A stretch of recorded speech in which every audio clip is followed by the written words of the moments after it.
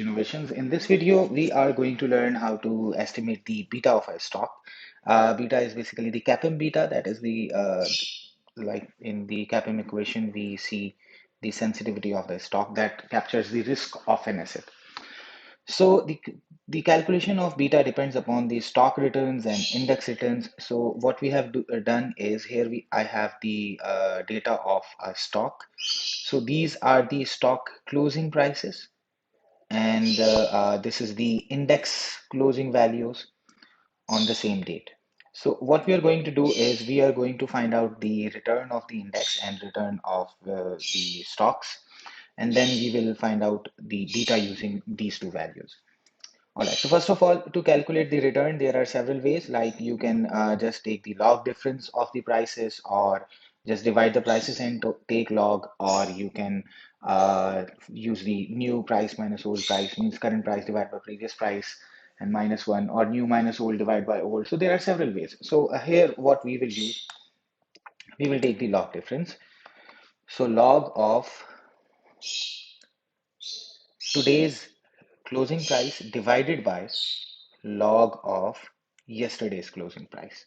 So we get the difference, and if I change it into percentage and increase the decimals, so this is the stock return, 2.35% per day. That is negative stock return. And if I double click it, it will fill it down, same values. So you can see in some of the days we are getting positive returns, even 4.97 returns, and so on. Same we will do with the index returns. I take the closing value of index today and divide by the last day's closing value, change it to percentage, increase the decimal, and fill it to the right. So we have the returns.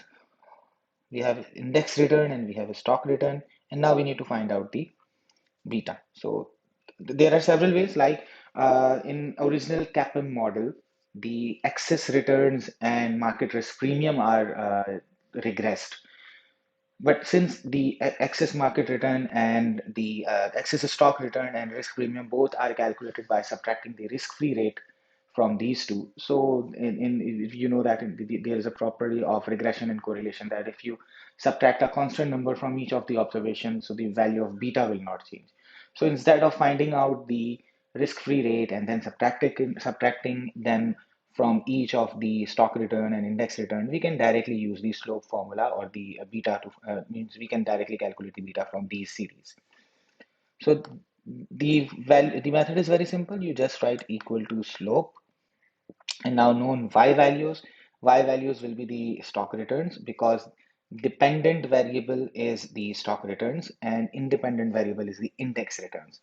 So you select them, control shift and scroll down, so it will select all of the values within this range itself, and then comma. Now the y value as x values means independent variable, which is the index return, and now then control shift and down. So it has selected itself, close the bracket, press enter. So you get the beta, that is 1.58. So this is how you calculate the beta of a stock. That is very useful when you are finding out the cost of equity if you are using the CAPM model. So that's it for this video. See you in next video. Thank you.